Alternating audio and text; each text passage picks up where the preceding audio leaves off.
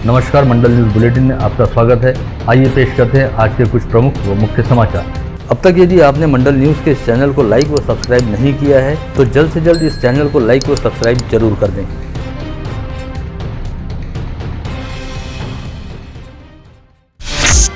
दीपावली पर्व के मद्देनजर राज्य सरकार ने एक बेहद महत्वपूर्ण निर्णय लिया है, जिसके तहत जारी अक्टूबर माह के वेतन और पेंशन की अदायगी दीपावली पर्व से पहले 21 अक्टूबर को की जाएगी। वहीं इस बार बोनस देने की कोई घोषणा नहीं हुई है। राज्य सरकार की ओर से जारी परिपत्रक में कहा गया है कि इस वर्ष दीपावली पर्व की शुरुआत 22 अक्टूबर से हो रही है। ऐसे में राज्य के सरकारी अधिकारियों और कर्मचारियों तथा पेंशन धारकों को दीपावली का पर्व मनाने में किसी भी तरह की आर्थिक समस्याओं का सामना न करना पड़े। इस बात के मद्देनजर नवम्बर में देय रहने वाले अक्टूबर माह के वेतन व पेंशन को अक्टूबर माह में ही दीपावली पर्व से पहले अदा करने को राज्य सरकार द्वारा मान्यता प्रदान की गई है, जिसके चलते अब सभी सरकारी अधिकारियों व कर्मचारियों तथा पेंशन धारकों को उनके वेतन व पेंशन का भुगतान 21 अक्टूबर को किया जाएगा।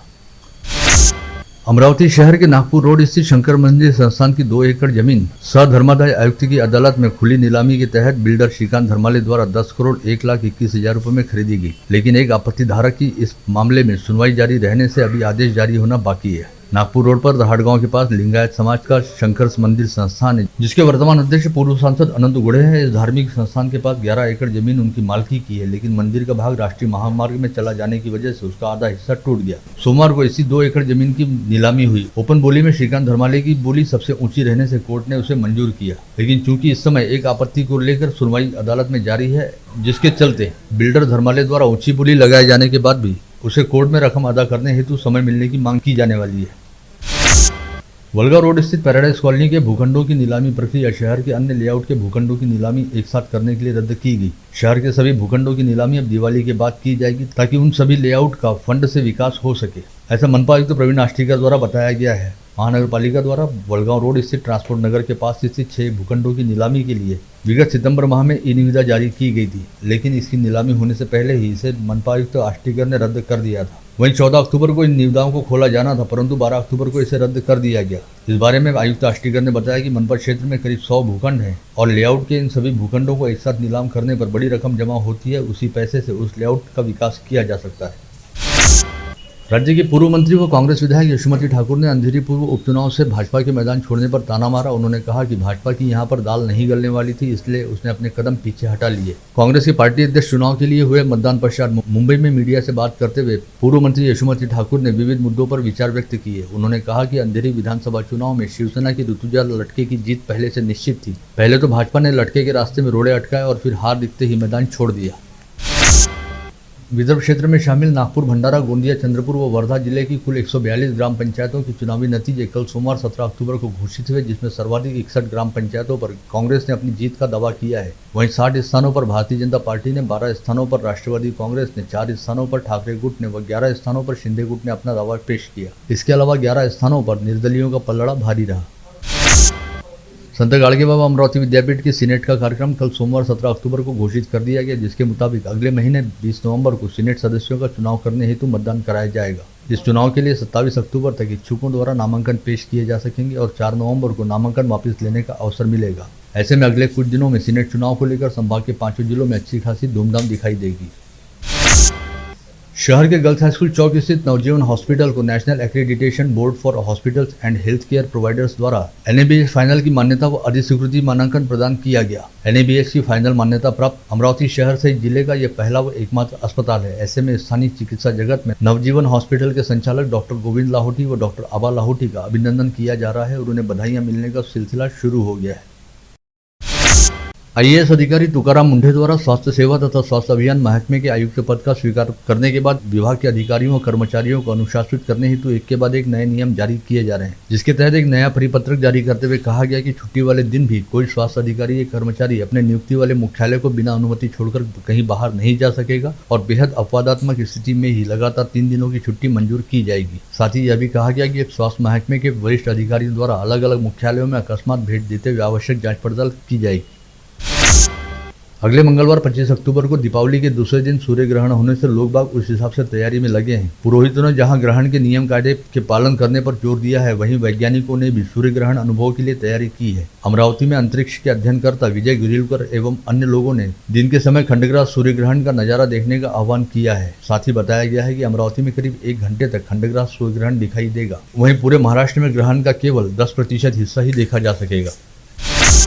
दीपावली के समय आतिशबाजी भी महंगाई की चपेट में आई है। इस बार पटाखों के दाम 10 से 40% तक बढ़ गए हैं और आम आदमी की जेब पर बोझ बढ़ने लगा है। सभी प्रकार के पटाखों पर दर वृद्धि होने की जानकारी स्थानीय बाजार सूत्रों ने दी है। इस समय अमरावती में साइंस कोर मैदान पर पटाखा मार्केट सजा है। इसके अलावा रविनगर, गाड़गेनगर, दस्तूरनगर और कठुना नाका क्षेत्र में भी पटाखों की दुकानें लगी हैं।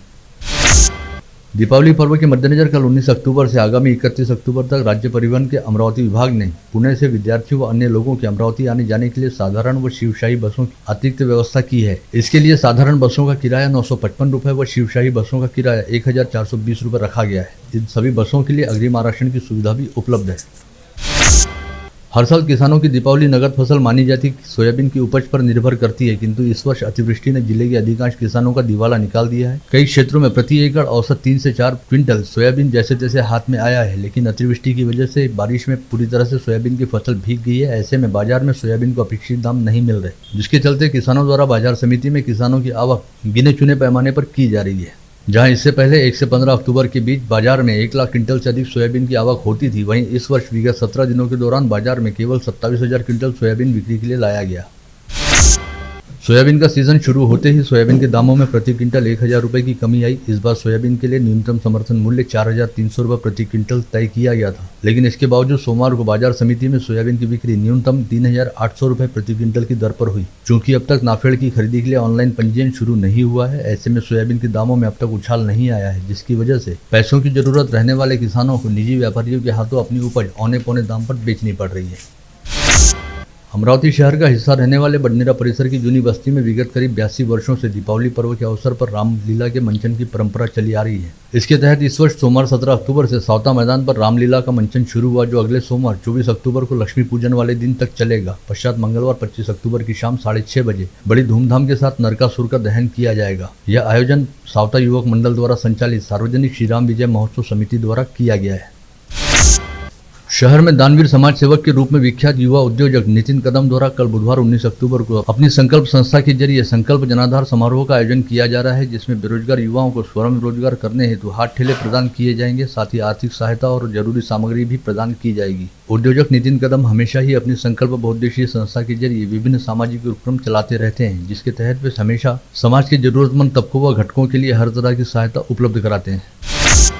शिंदे गुट वाले शिवसेना के जिला प्रमुख गोपाल पाटिल अरबट ने गत रोज राज्य के मुख्यमंत्री एकनाथ शिंदे से मुंबई स्थित सह्याद्री अतिथि गृह में मुलाकात करते हुए उनसे करीब 25 मिनट तक चर्चा की। इस चर्चा के दौरान अरबट ने सीएम शिंदे को बताया कि कोविड संक्रमण काल के समय अपने प्राणों की परवाह किए बिना आंगनबाड़ी सेविकाओं व सहायिकाओं ने आम लोगों के घर घर जाकर स्वास्थ्य सेवाएं उपलब्ध कराई और प्रशासन को हर कदम पर पूरा साथ व सहयोग प्रदान किया। ऐसे में उनके मानधन को बढ़ाने पर विचार विमर्श किया जाना चाहिए। इस समय अमरावती जिले की विभिन्न तहसीलों से वास्ता रखने वाली कई आशा सेविकाएं, कई आंगनबाड़ी सेविकाएं व सहायिकाएं भी उपस्थित थी। कांग्रेस की शहर व जिला इकाई ने आज दोपहर महानगर पालिका में आयुक्त के केबिन के सामने हल्ला बोल आंदोलन किया और 5 वर्ष मनपा की सत्ता में रही भारतीय जनता पार्टी के खिलाफ जमकर नारेबाजी की। आंदोलन का नेतृत्व कांग्रेस के शहराध्यक्ष बबलू शेखावत, पूर्व महापौर विलास इंगोले तथा पूर्व पार्षद मुन्ना राठौड़ द्वारा किया गया। इस आंदोलन में बड़ी संख्या में कांग्रेस कार्यकर्ताओं के साथ महिलाएं भी सम्मिलित हुई थी। काही रस्ते असे आहे, तुम्ही केशरबाई लाहोटी समोरचा रस्ता बघा, जो तिकडे पुढे जातो विलासनगराला अटॅच होतो, अगदी टोंगडा भर गड्डे झाले आहे। इकडे कॅम्पवरला गव्हर्नमेंट गर्ल्स हायस्कूल पासून सगळे रस्ते साहेब पेट्रोल पंपापर्यंतचा मेन रस्ता पहा तुम्ही, पोलीस पेट्रोल पंप, शेगाव रस्ता, कोणते रस्ता पाहणार। मनपा आयुक्त प्रवीण आष्टीकर ने होटल वेस्ट मैनेजमेंट के लिए सकारात्मक पहल की है और स्वच्छता विभाग ने आगामी 5 वर्षों के लिए निविदा जारी की है। महानगर पालिका क्षेत्र अंतर्गत सभी होटल वेस्ट संबंधित ठेकेदार को वर्गीकृत कर देना अनिवार्य रहेगा। साथ ही उन्हें गीला और सूखा कचरा अलग अलग रखना होगा।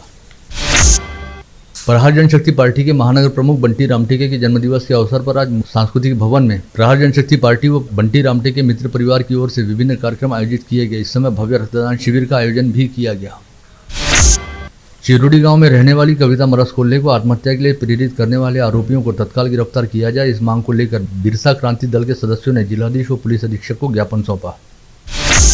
दीपावली के पर्व में अब केवल 6 दिन का समय शेष है। मार्केट में लोगों की खरीदारी जोरों पर शुरू है। ऐसे में ऑनलाइन खरीदी भी बड़े पैमाने पर चल रही है। इस बात का फायदा उठाने के लिए साइबर अपराधी भी सक्रिय हो गए हैं और आधे से कम कीमत व एक पर एक मुफ्त जैसे कई प्रलोभन दिखाते हुए ठगबाज ग्राहकों को अपने जाल में फंसाकर लाखों रुपए का चूना लगा रहे हैं। ऐसे में ग्राहकों को ऑनलाइन खरीदारी करते समय काफी सावधानी बरतने की आवश्यकता है, अन्यथा नए नए फंडे अपना रहे ठगबाज कभी भी धोखाधड़ी कर सकते हैं। कोविड संक्रमण के चलते पुलिस विभाग के वरिष्ठ अधिकारियों सहित कर्मचारियों के तबादले पर रोक लगाई गई थी। संक्रमण का दायरा कम होने से गृह विभाग द्वारा तबादलों की हरी झंडी मिलते ही ग्रामीण पुलिस अधीक्षक अविनाश बारगल ने 464 पुलिस कर्मचारियों के तबादले की सूची जारी की है। इसमें सिपाही से लेकर एएसआई तथा मोटर परिवहन विभाग के कर्मचारियों का समावेश है। मोर्शी के एक व्यक्ति का रेती तस्करी करते समय पकड़े गए ट्रक के दस्तावेज व जानकारी आरटीओ विभाग को न देने के लिए अचलपुर के नायब तहसीलदार शंकर शीराव ने 20,000 रुपए की रिश्वत मांगी, जिसकी शिकायत एंटी करप्शन ब्यूरो कार्यालय में दी गई। पश्चात एंटी करप्शन ब्यूरो के दल ने नायब तहसीलदार शंकर शीराव को शिकायतकर्ता से 18,000 रुपए की रिश्वत स्वीकारते हुए रंगे हाथ धर दबोचा।